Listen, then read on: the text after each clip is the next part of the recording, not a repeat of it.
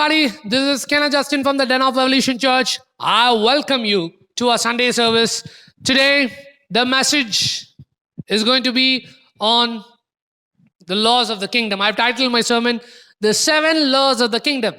I'm not saying there are just 7 laws in the kingdom of God, but I'm going to talk about 7 laws of the kingdom. And because I'm preaching this message, I've titled this 7 laws of the kingdom in context based on the message you're going to listen today. The 7 laws of the kingdom of God. Let's pray. Daddy, I pray that this word will impact your children and teach them how to live in line with your laws so that they can be productive, they can be faithful, fruitful, and blessed in this world. Thank you for your love. Thank you for your grace. Thank you for preserving us through all these struggles and battles that's going on in this world. Thank you for preserving us. Thank you for being a good father. In Jesus' mighty name I pray. Amen. The 7 laws of the kingdom. Like how we have physical laws, there are spiritual laws. When I say physical laws, most of you'll think about the law of gravity. According to the law of gravity, in simple terms, if something goes up, it must come down because there is a gravitational pull that will pull the object back to earth. If you throw a smartphone, it'll go to the ground. If you throw a ball, it'll go to the ground. If you throw your friend is going to go to the floor. He's not going to fly like Superman. There is a gravitational pull that's going to pull every object back to the ground. And we, as kids, when we studied science, our teachers told us one day Newton was sitting under an apple tree and an apple hit his head and Newton came up with the law of gravity. Most people believe that's a legend. That's just a made-up story. He could have learned it by watching an apple, but I don't know whether the apple really hit his head. And today, while I was getting ready and coming, I was searching for an apple, and I couldn't get an apple for my kitchen, but I got this banana. So apples and bananas. Bananas also work like apples. So like how Newton used apples, I'm going to use banana. According to the law of gravity, it goes down. It will go down. It will always go down. I can take this banana to my house and I can do this, it's going to drop. I can come to your house, and if I do this, it's going to drop. I can go to another continent, and if I do this, it's going to drop. Law of gravity. The amazing thing about these laws is that they work everywhere, they work every time, and they work for everyone. They work everywhere, they work every time, and they work for everyone. And then we have the law of aerodynamics. And by applying the law of aerodynamics, by applying these forces called thrust, drag, pull, and lift, you can make an aeroplane beat the law of gravity, and it will start entering the law of aerodynamics, and the aeroplane can fly. And anytime, anywhere, anyone can put the law of aerodynamics into motion and they will fly. It works everywhere, it works every time, and it works for everyone. That's how laws work. And then we have these simple laws of life. If you flip the switch, the light will turn on. If you don't flip the switch, the light won't turn on. If you place your hand on the fire, your hand will be burnt. If you don't put your hand on the fire, your hand won't be burnt. If you press the accelerator or gas, if you press the accelerator or gas, your car will move forward. But if you don't press the accelerator, if you don't press the gas, your car won't move. If you hit the brake, your car will stop. If you don't hit the brake, your car won't stop. Simple laws of life. If you take a knife and you stab yourself, you'll die. If you take a knife and if you don't stab yourself, you won't die. Laws, simple laws. So we have these physical laws, and these physical laws have these very confusing physics explanations. Then we have these simple laws of life, and we also have spiritual laws like this. Like these physical laws and these simple laws of life, these spiritual laws, they work for everyone, they work every time, they work everywhere. They work everywhere, they work every time, they work for everyone. They work for everyone, they work every time, they work everywhere. You can be anybody, you can be anywhere, you can apply these laws anytime and it will work for you. Most of you, you don't walk in line with the spiritual laws of the kingdom, the laws that have been placed in the Word of God. You don't walk in line with these laws, and you live this miserable, irritated life, and you blame God for your miserable life. Think about this. You jump off a 10-story building and you blame the builder of the building. You take a knife and stab yourself, and then you curse the one who created that knife.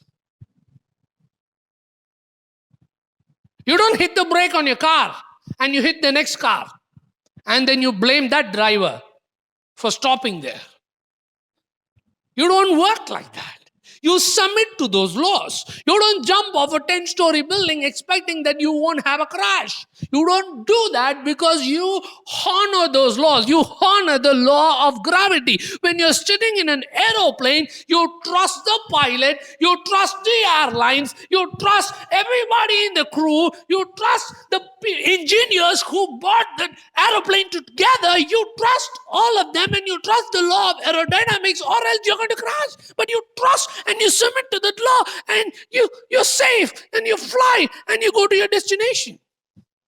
And these simple laws of life, you obey those laws, you submit to those laws. But when it comes to the laws of the kingdom, when it comes to the spiritual side of life, you blame God for everything, not knowing there are these laws in the kingdom that if you apply them, if you walk in line with them, you will reap its benefit. But if you violate those laws, you will reap destruction. In the same way, if you violate the law of gravity, you will reap destruction.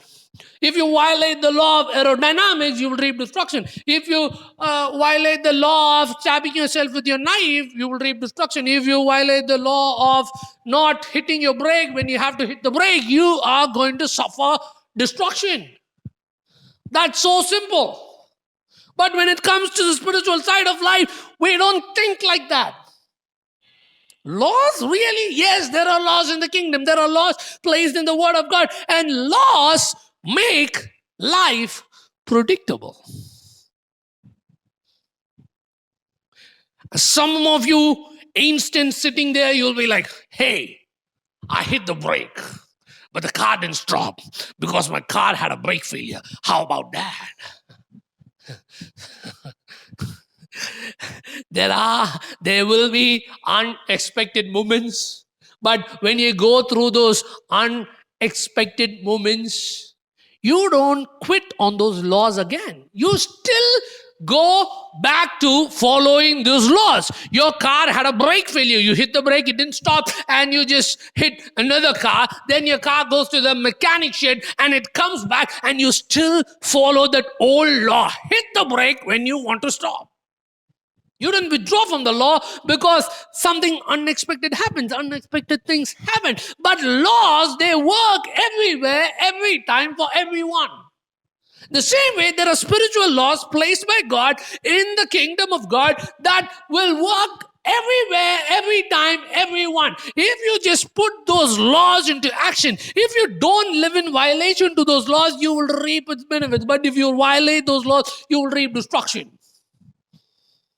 I'm going to give you these laws. These laws work like the law of gravity. These laws work like the law of aerodynamics. These laws work like these simple laws of life. They are so simple that you need 15 fools to help you misunderstand it. They are so simple that you need a gang of fools, foolish people, or stupid people who think they know everything. You need them to help you misunderstand it. It's so simple that you just can't understand it by yourself. Law number 1, law of love. Or you can call it the law of obedience. Law of love or law of obedience. Law number 1. John 14:15. Jesus said, if you love me, you'll obey my commandments. There's a law there. If you love me, you'll obey my commandments. If you love Jesus, you will obey the commandments of Jesus. If you're not obeying the commandments of Jesus, you don't love Jesus. Because if you love Jesus, you will obey his commandments. If you flip the switch, the light will turn on. But if you don't flip the switch, the light won't turn on. If the light is not turned on, it means you have not flipped the switch. If you hit the brake, the car will stop. If the car is not stopping, it means you didn't hit the brake. If you love Jesus, you'll obey his commandments. If you're not obeying his commandments, you don't love Jesus. But I love Jesus. Okay, fine. I trust you. If you love Jesus, you'll obey his commandments. But you're not obeying his commandments, but you say you love Jesus. I'll extend grace. You love Jesus, but you love yourself more than you love Jesus. You love Jesus, but you love others more than you love Jesus. You love Jesus, but you love sin more than you love Jesus. You love Jesus, but you love your smartphone more than you love Jesus. You love Jesus, you really love Jesus, but you love your television, your computer, your favorite movie series. You love them more than you love Jesus. When Jesus says, if you love me, you'll obey my commandments, it means you love Jesus above everybody. You love Jesus above everything. You love Jesus above you loving yourself. If you have an obedience problem, it means you have a love problem because there is a law. If you love Jesus, nobody has to tell you to obey Jesus. Nobody has to push you to obey Jesus. Nobody has to preach to you to obey Jesus. If you love Jesus, you will obey him because you can't stop yourself from obeying Jesus. It works like this. If the law of gravity is in force, if I drop this, it's going to go down and not up. If you love Jesus, you will obey his commandments. If you're not obeying his commandments, it means you're violating the law of love. You're violating the law of obedience. So stop pushing yourself and dragging yourself to obey Jesus and start loving Jesus. Accept that you love yourself more than Jesus. Admit it. Only when you admit it, only when you accept it, you can change. You're just deceiving yourself by posting these status on WhatsApp and Facebook. I love Jesus. Jesus is my everything. If Jesus is your everything, you will obey Jesus. Just like that, it's a law. If you love me, you'll obey my commandments. If you don't love me, you won't obey my commandments. If you're not obeying my commandments, it means you don't love me. Child, just admit it. But I love you. Yes, you love him, but you love yourself more than you love him. Or you love other people more than you love him because every time you disobey Jesus, you do it for a reason.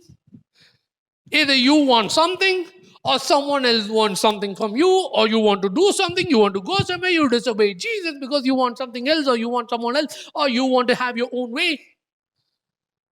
If you love him, you'll obey his commandments. If you love him, you'll obey his commandments. The law of love is, if you love Jesus, you'll obey Jesus. Second law, law of faith. What you believe is what you get. What you believe is what you get. Most Christians think, what I pray is what I get. I'm sorry. You're not going to get what you're praying for. You're going to get what you're believing for. I'm going to make a statement that can offend you, but be patient. You'll understand the truth.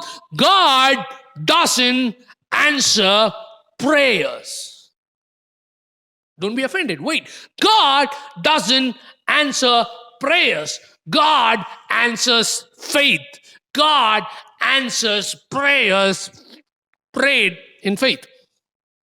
God doesn't answer prayer. Just because you pray, God doesn't answer. Because the Bible says if you believe, you will receive. Turn your Bibles to Matthew 21:22. If you believe, you will receive.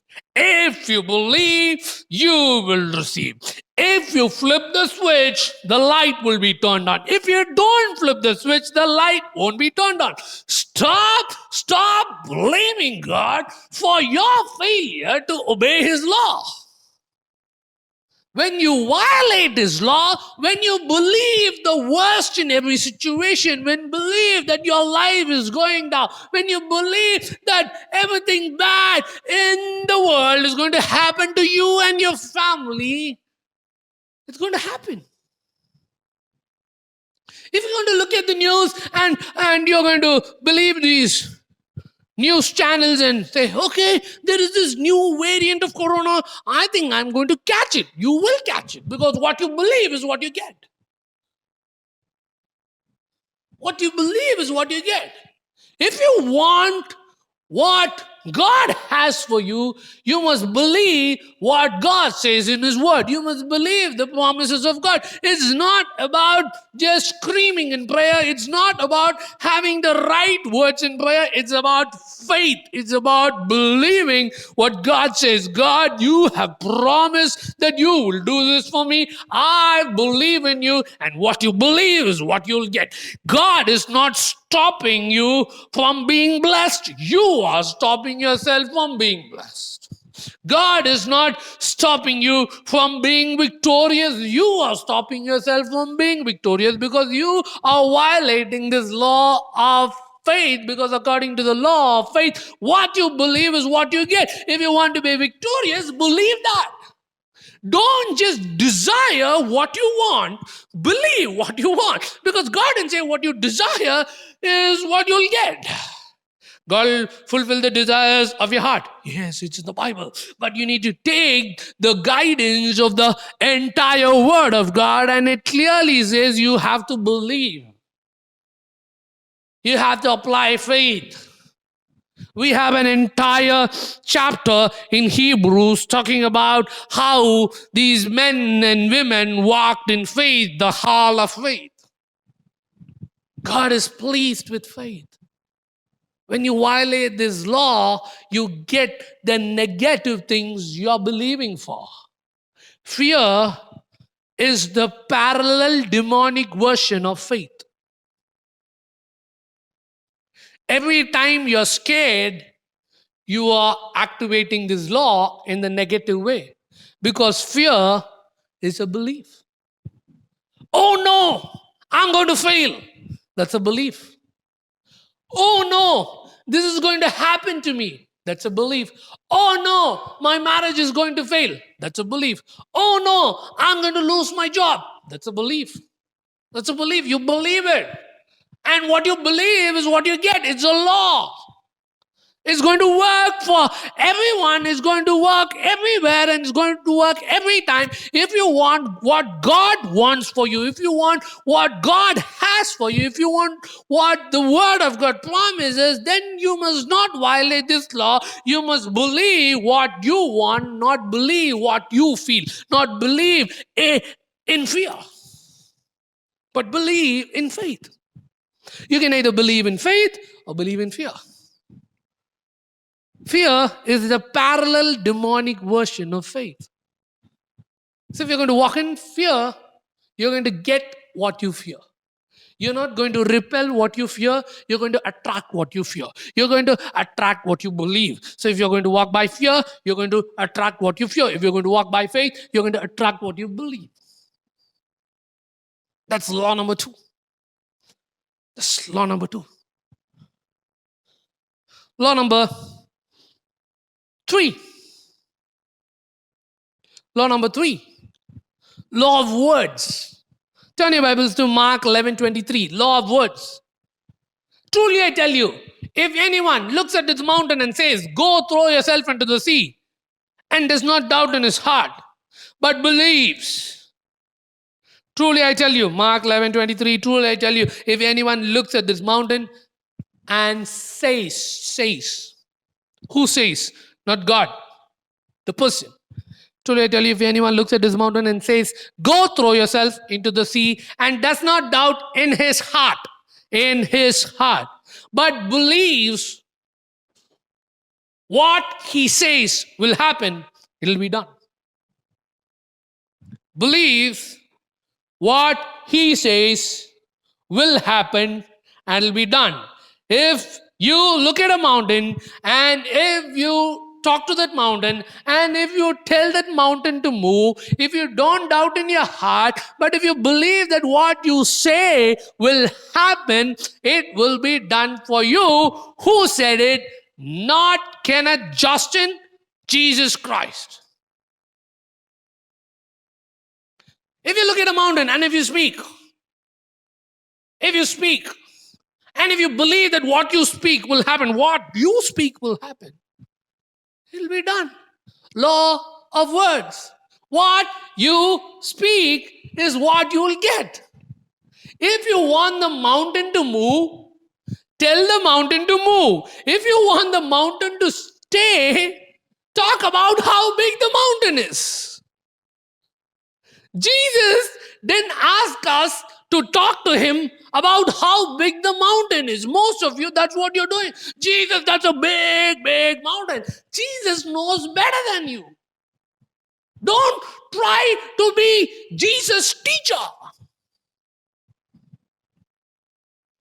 Don't try to be Jesus' reporter. Jesus knows everything. He knows how big the mountain is.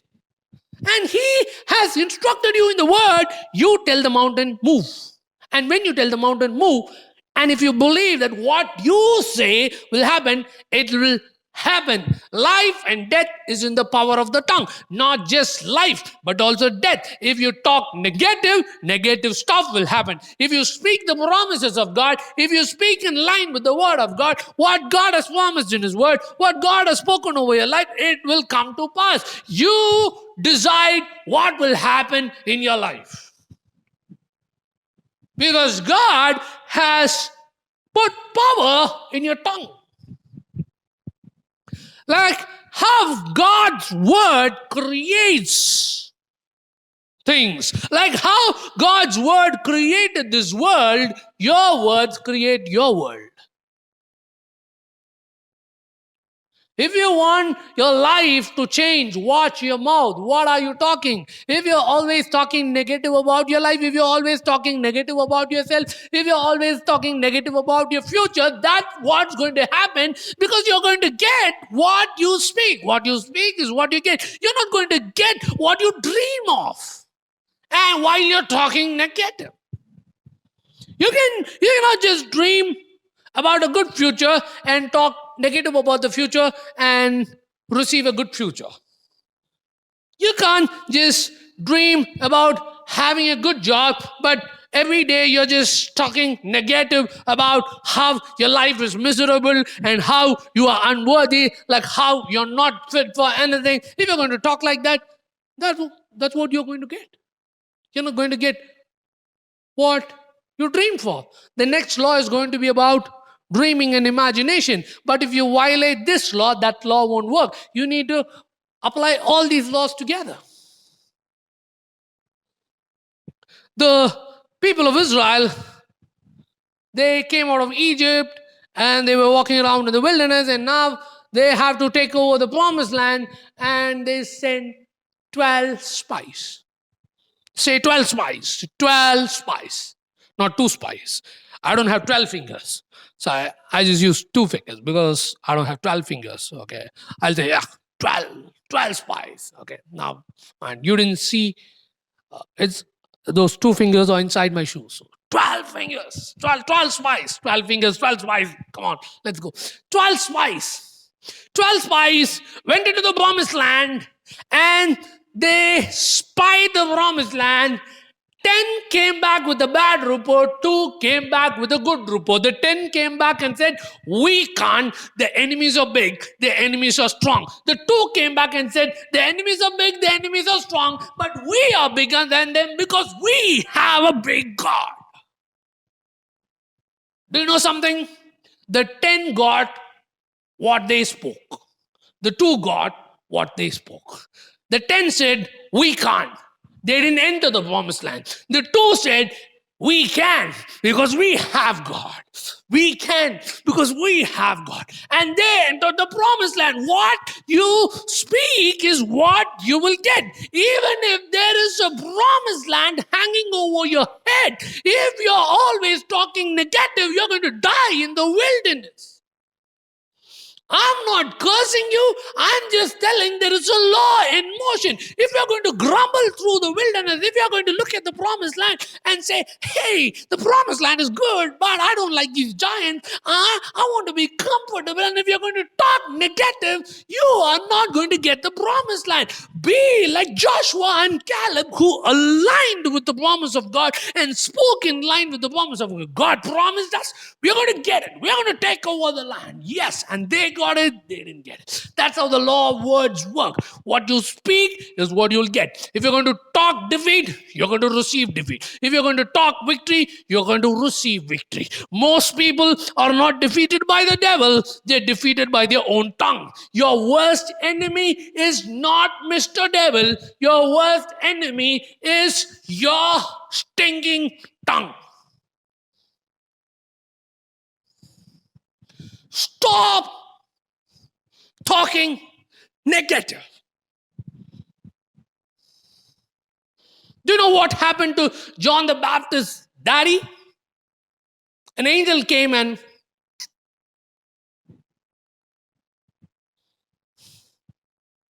some of you, I think God should do that. Till the promise comes. Because you are defeating yourself with your own mouth. And the devil is there, not doing anything, laughing at you because you are defeating yourself. Stop that and align with this law. Stop violating this law. What you speak is what you'll get.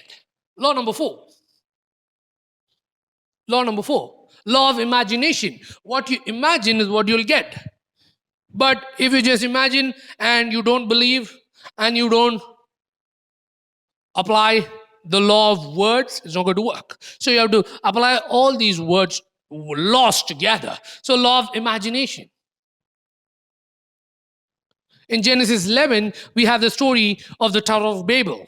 All these men, they came together and they said, let's build a tower that'll reach up to heaven. Let's rise up in fame and pride. Let's do this together. Come on. And they started building a city. They started building this tower. And the Bible says God came down. The Bible is filled with God doing stuff. But there are few instances where God comes down. And this is one of the instances God came down. The Bible says God walked around and like, okay, something is wrong.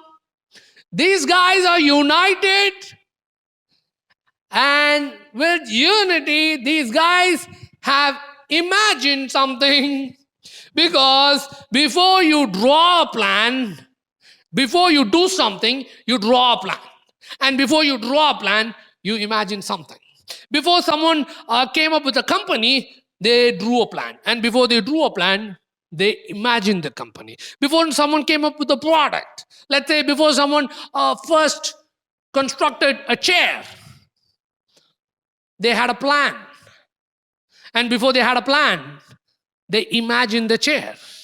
The chair you're sitting on was someone's imagination. It was born in someone's imagination. And if you can craft something clearly in your imagination, it can come on the outside. And God knew they were united, they had the power of unity, but they were also applying the law of imagination. It's not mentioned there, it's inside the text. It's not mentioned there. Okay, they imagined. Because I'm saying if they planned something, they must have imagined something. If they said something, see, you cannot talk about something without imagining it. You can't do something without applying the law of imagination. So what you imagine is what will happen. What you imagine is what you will create. If you are imagining the worst things that can happen, that's what's going to happen.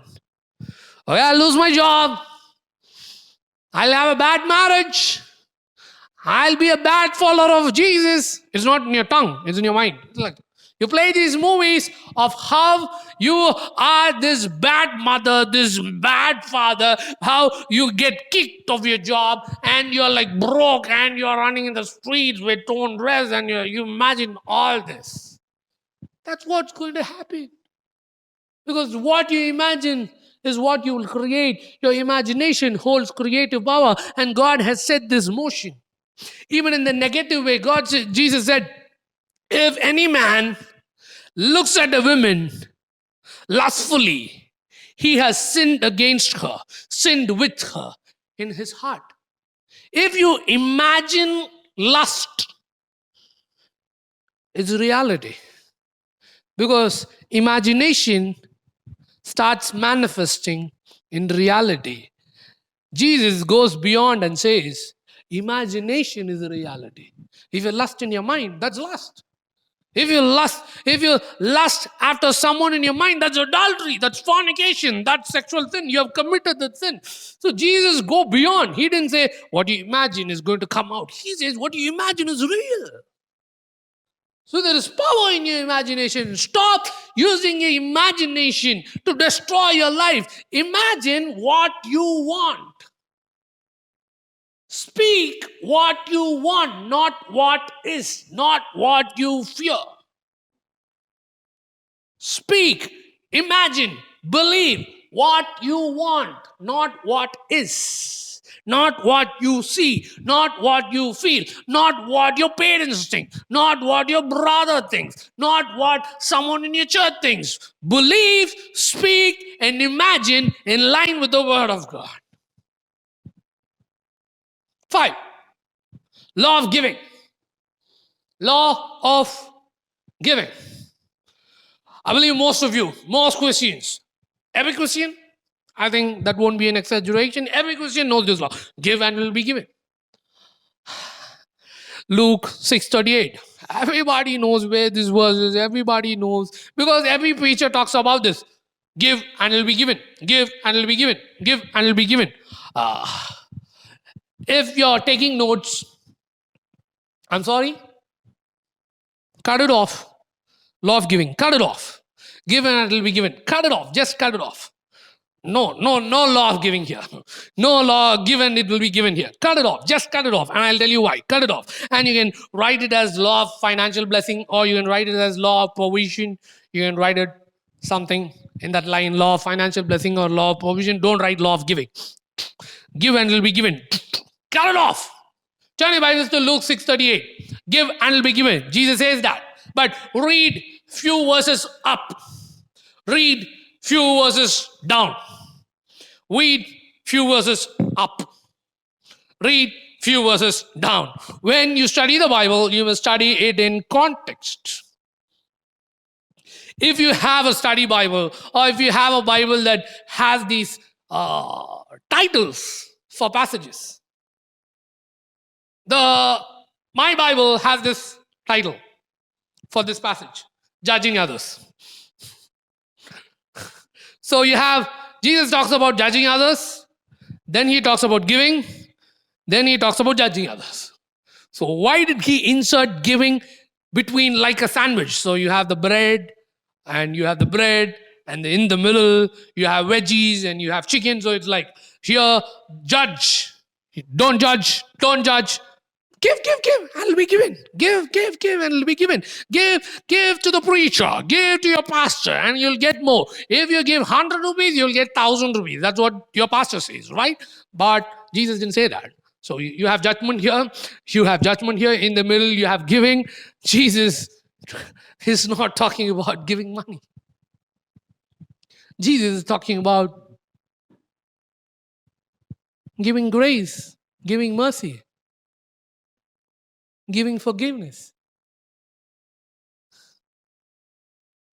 giving that moment of doubt without judging someone. It's talking about judgment. It's not talking about giving. But I'm going to talk about the law of financial giving. Law of finance, not financial giving, law of financial blessing, law of provision. We want provision. As long as we are in this world, we need God to supply all our needs. Turn your Bibles to Philippians 4:19. My God will supply all my needs because I give to my pastor. Is it in your Bible? Philippians 4:19. My God will supply all my needs because I do this, I do that. If you read it in context, the Philippian church, they gave to Paul. But Paul is not saying that because they gave. Paul is saying, my God will meet all your needs through the riches of his glory in Christ Jesus. He is not connecting the two. In context, yes, they gave him money, they supported him, but he is giving them a promise. He is releasing the heart of God. My God will supply all your needs through the riches of his glory in Christ Jesus. So there are riches in Christ Jesus, and if you are in Christ Jesus, if you believe that, you will be supplied. There is a supply, but for the supply to be applied, you have to see that there is a supply. There is a supply in Christ Jesus. But that supply should be applied to your life. And for that supply to be applied in your life, you must see that there is a supply. You must think that there is a supply. If you think in line with lack, okay, I don't have. Doesn't matter. Jesus has. He didn't say, my God will supply all your needs through the riches in your bank account. He said, my God will supply all your needs through the riches of his glory in Christ Jesus. Matthew 6:33. In this law, because we are targeting something, I'm going to give you a lot of verses. Okay. Matthew 6:33. Seek first the kingdom of God, and all these things will be given to you. There is a condition here. When you seek first the kingdom, when you live kingdom-minded, when you live for the expansion of your kingdom, God will take care of you. Because when you live kingdom-minded, you are not under the world's economy, you are under heaven's economy. God takes care of his warriors. God takes care of his soldiers. God takes care of his servants. But if you are lack-focused and need-focused and selfish and self-focused and always thinking about your problems and your family's problems, that verse doesn't work for you, because the verse says, seek first the kingdom and all these things will be given to you. But if you seek first your needs, if you seek first yourself, if you seek first your family, you are just violating that law. But if you seek first the kingdom, you're not focused. Yes, you have these needs, but you just know in your heart that God knows.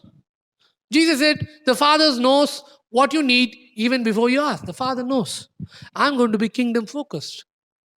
But I'm kingdom focused. But I don't have this. I don't have that. You're lying. Because if you're kingdom focused, you'll not be looking back.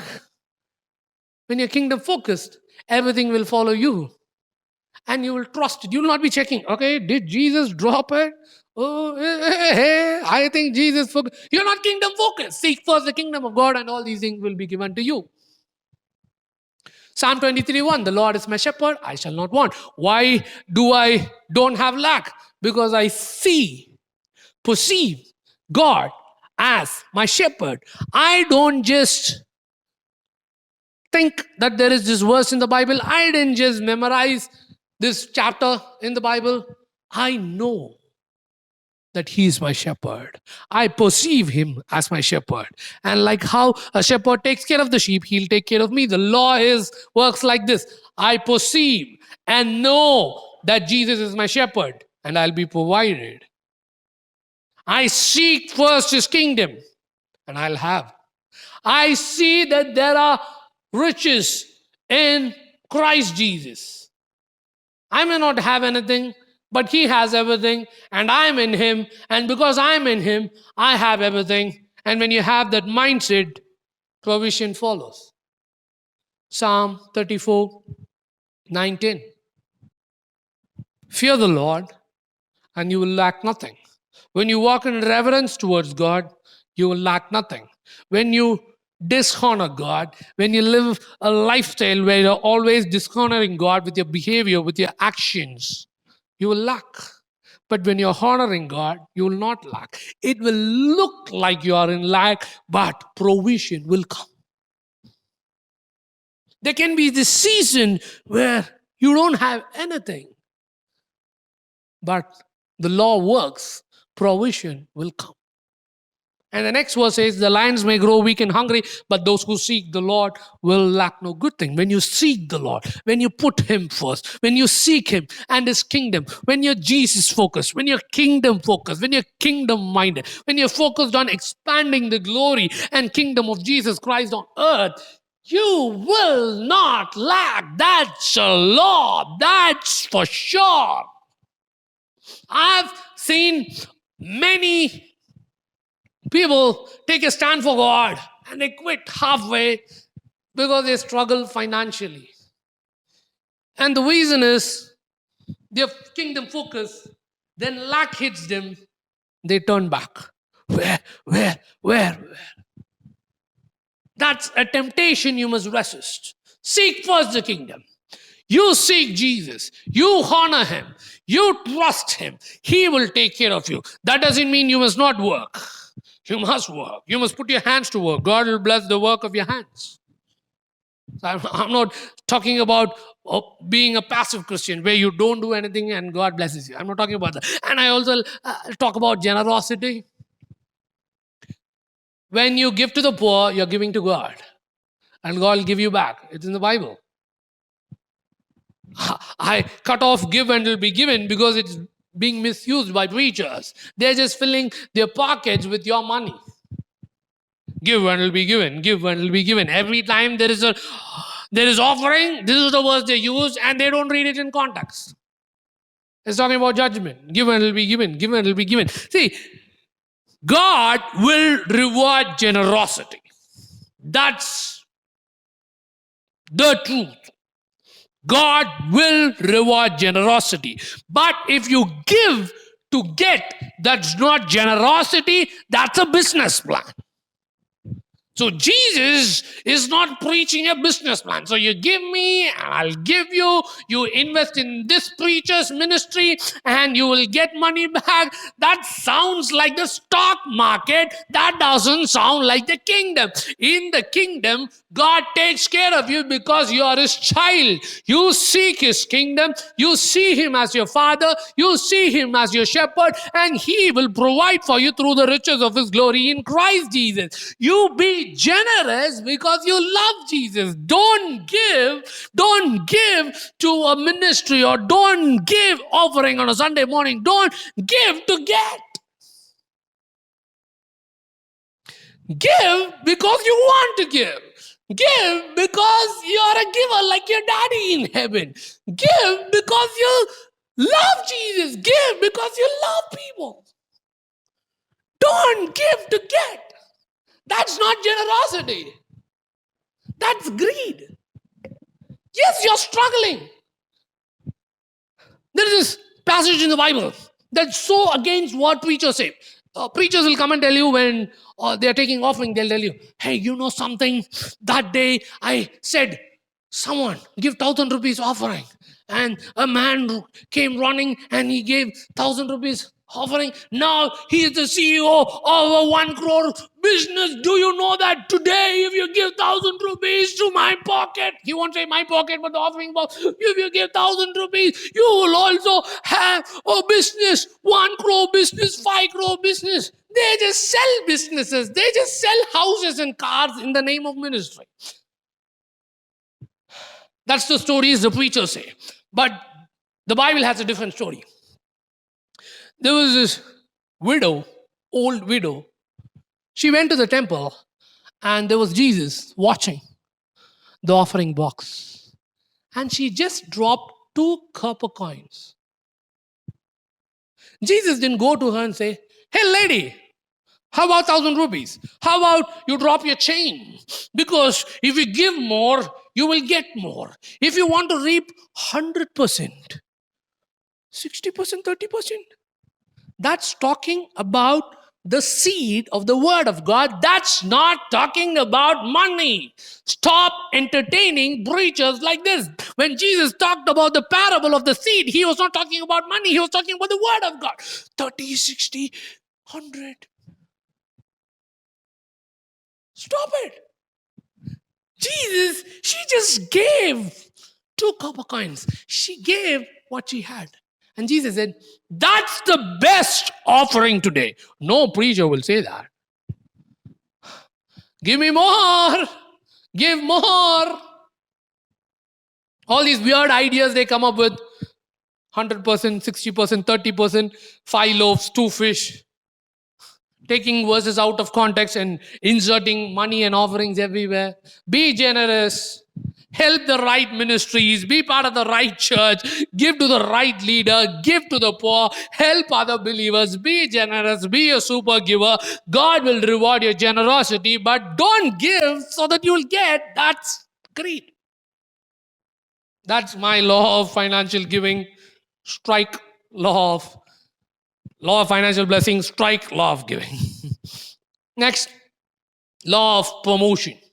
Turn your Bibles to 1 Peter 5:6. 1 Peter 5:6 says, humble yourself under God's mighty hand and he will lift you up in due time. Humble yourself under God's mighty hand and he will lift you up in due time. If you want to get promoted in the world, you must promote yourself. You must push yourself forward. You must project yourself. You must pull others down if you want to go up in the world. But if you want to receive promotion from God, I'm not talking about the promotion to receive in your job. I'm talking about the promotion that comes from the hand of God. If you want God to promote you, you must humble yourself. If you humble yourself under God's mighty hand, what is humility? Humility is valuing God above yourself. Humility is valuing others above yourself. So you are not pushing others to get forward. You let others go forward. You are not pushing others down so that you can climb the corporate ladder. You just let others win. I'm not saying you are passive. I'm saying you're not jealous. I'm not asking you to be passive. I'm saying don't be jealous. Don't fight. Don't fight for significance. Be humble. Be humble. Value Jesus above yourself. Value others above yourself. Put others first. And when you humble yourself, God will lift you up. David humbled himself. God lifted him up. Paul was taken up in pride and God brought him down. When you walk in pride, God will bring you down. When you walk in humility, God will lift you up. When you walk in pride, when you walk self-focused, and when you're projecting yourself and you're fighting for significance and pulling other people down, God is going to bring you down. It's a bad thing to be in pride because you are going to see God pull you down. You don't want to be in a boxing match with God. You're going to go down. But if you're humble, God will lift you up. The law of promotion. If you want God to lift you up, if you want God to take you to the next level, if you want God to put you in a place of influence so that you can touch lives and change lives, if you're tired of being where you are and you want to move to the next level, be humble. If you want promotion from the hand of God, just stay humble. Humble yourself under God's mighty hand and he will lift you up in due time. Next law, the last law. Law of greatness. Law of greatness. If you want to be great, be a servant of all. Matthew 20, 26, 27, Jesus says, if you want to be great, be a servant. If you want to be first, be a servant of all. So if you want to be first, you must not push yourself to be first. You be the servant. If you want to be great, don't pull people down. You don't focus on making everything about you. It's not about you. It's about other people. It's about the kingdom of God. It's about other people. So you focus on serving others.